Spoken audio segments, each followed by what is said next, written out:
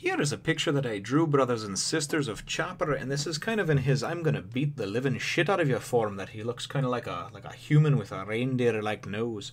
If you like this and more, remember to follow me on the social networks. One Piece, Chapter 152, Full Moon.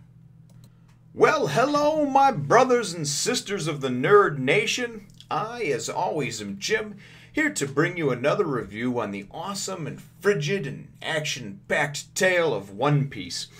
Our last chapter saw us with Wapol finally being put in his place, and Luffy literally just knocking him the you-know-what out. And certainly that was a great day for us all, at least me. I can speak for myself, no one else, but for me it was very, very, very fun.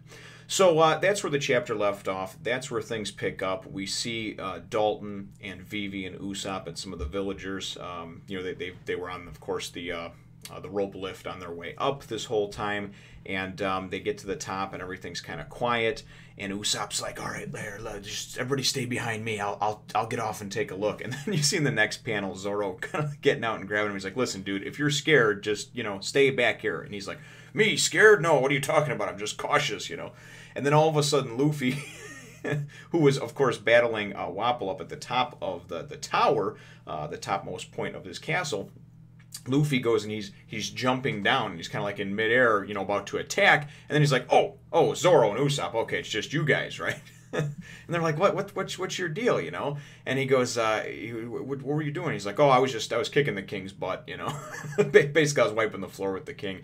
And again, just a real funny exchange between them. And then Usopp goes and starts talking about how, and he's like, how'd you guys get up here? Luffy asks him, he says, I thought you couldn't climb, Usopp. And Usopp's like, no, I can climb like a mountain goat. He's like, but he goes, but we and then Zoro says, we took one of the lifts up, and then Usopp's going and mumbling about, there was this hawk that came straight for us. He aimed straight for my heart, but luckily, I'm fleet of foot and with my quick, reaction, and just his bullshit is really, really funny. I think his tales that he weaves. So this is very much the the kind of the wind down chapter after after the shit has hit the fan and kind of come to its crux, its climax. And now everything's sort of winding down and wrapping up. But we wind up seeing then Dr. Kureha, comes out. And this is, of course, after, Dalton winds up actually seeing, because he says, well, what about the other two guys? I know Luffy took out him. What about, Kura Marimo that was together? But Chess and Kura Marimo, basically. What about them, right? And he says, well, the reindeer took care of him, and Dalton goes and has kind of a flashback and an aha moment, and he's, the blue nose, and he remembers, and he's like, and then some of the villagers start going, and Chopper's kind of peeking out from around a tree. He's still real scared of people, of course, because he's not exactly socially accepted yet. And then, of course, some of these dumbasses go and start running towards him, like, oh, a monster, and just ridiculous, but they do. He runs off, and then Luffy starts chasing after him, and he's like, reindeer, come back. And then Dalton tells everybody, halt, don't, of course, don't touch him. He's good, right? So then we go and we get kind of the meat of the chapter is Dr. Kureha, and she comes out and she's like ordering everybody, this person get there, get Dalton to the infirmary, get blah, blah, blah, right? And it's cute because we see Nami and Sanji going and kind of hiding behind this wall, and Nami's like, you got to be quiet, Sanji. I don't want to be back in there. We're gonna, if she catches us, we're gonna have to be in there for 2 more days, and then it's gonna be 2 days longer until we can set sail for Alabasta. And then she makes it out like and then she's like, and that'll get Vivi even more tense, And Vivi just wants to see that she's okay, She wants to get to her kingdom, but she doesn't. But Nami just doesn't want to be bedridden anymore. So then all of a sudden, Kureha goes and just kind of like, kicks in that part of the wall, it looks like, and goes, and she's like, back to the infirmary, you two. We just sort of see this zoomed out shot of the castle and just kind of picture her like, running after everybody, whipping their ass, like, get to the infirmary. And so she does. She gets them to the infirmary, and she's kind of checking on everybody, and she's telling Sanji he made his wounds worse, and just all this different stuff. She's trying to heal everybody up. And then she goes and she asks Dalton. She says, "Where is the key to the weapons room?" And Dalton says, "Well, the only key Wapol always kept on his person, so I guess it must have went sailing through the air." And Dalton even made mention when he said to Luffy, he's like, "Oh, so that's what was sailing through the air?" Luffy must have just nailed Wapol like halfway across the kingdom. And says, so sorry, you're going to be out of luck if that's the case. So she's like, oh, geez, and she's all pissed off. So then Nami goes and she's like, hey, doctor. She's like, how about you just waive our fee, for treating our crew, and you let me and Sanji, get out of bed here right now, and that's what we'll do. We'll call it even. And she's like, you got a lot of nerve, girly. What are you talking about? She's like, no, you're still staying here. She's like, and I'll take your ship and everything on it as payment for, and so here we go with the pirate bargaining stuff, right?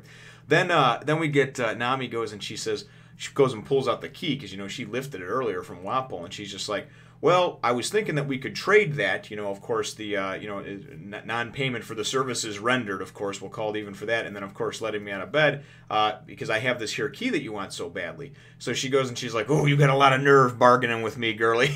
And she goes and she grabs the key, and she just says, okay, fine, She goes, your fee, your debt is paid. She goes, but you're still staying in bed for 2 days. So then she goes and she says something to the effect of, okay, she wants some of Dalton's men, and she's like, to come with her. And then she's like, and you two stay in bed. She tells Sanji that his treatment is done, but, you two still stay here, blah, blah, blah, right, until I get back. So as she goes and leaves to go to this, weapons room or whatever, this weapons storage room with a bunch of Dalton's men, Nami goes and she's like, did she just tell me and Sanji to go and sneak away while she was gone? Something to the effect like Nami just hears what she wants to hear, like when somebody says, can I borrow a few bucks? She sees dollar signs and thinks about all the interest she can charge on top of, all the fictitious things she can make up. So really kind of funny the way that she's portrayed.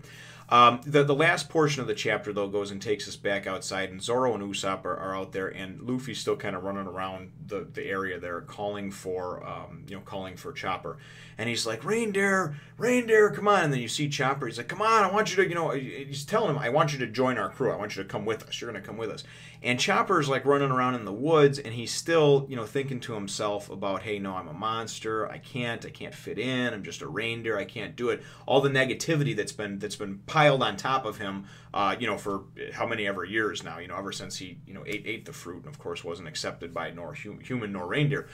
So, so he's kind of mentally scarred, I think, because of that.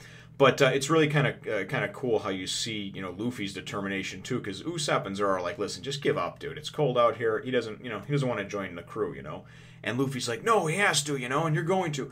And then we kind of see, from a distance, Chopper goes and he's like, it's impossible. And Luffy's like, nothing's impossible. It's not impossible. What are you talking about? And Chopper's trying to explain, listen, he comes out and he says, I thank you very much. I truly thank you for what you've done. And then, of course, for inviting me to join your crew.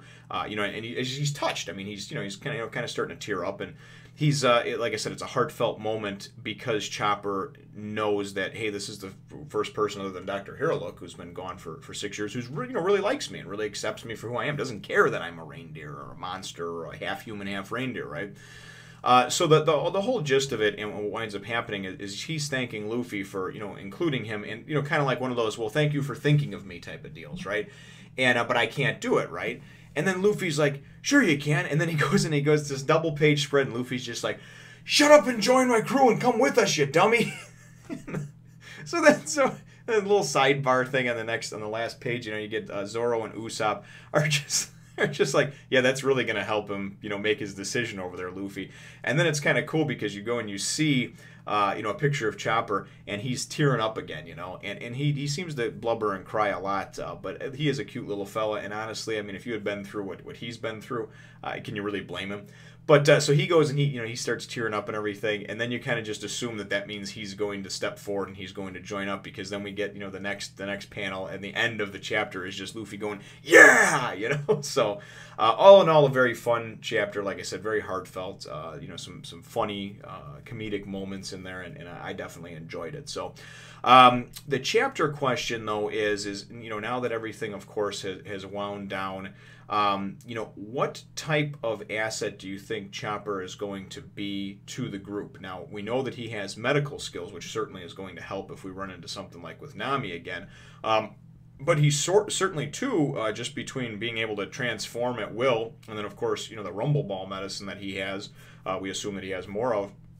He's a formidable, ally too, as well for the fighting portion of things. So, I guess my chapter question is going to be, what type of ally do you think he's going to be? We can assume he's going to join, or he has joined at this point, but what type of ally do you think he's going to be? Is he going to be more passive, stay on the ship, make sure people are healed up, you know, kind of a support character? Or do you think he's going to be more of a, hey, I took the Rumble Ball fruit and hulked up and just, you know, punched this dude in the head? So leave your answer to that question, brothers and sisters, in the comments down below. Feel free to hit the thumbs up, the like button if you think that I deserve it, and subscribe if you haven't done so already. We will look forward to catching you in the next one, Nation. As always, brothers and sisters, thank you so much for commenting, watching the videos, liking, rating, subscribing, sharing, spreading the word of the nation. Here's a little picture I drew of Miss All Sunday quite some time ago.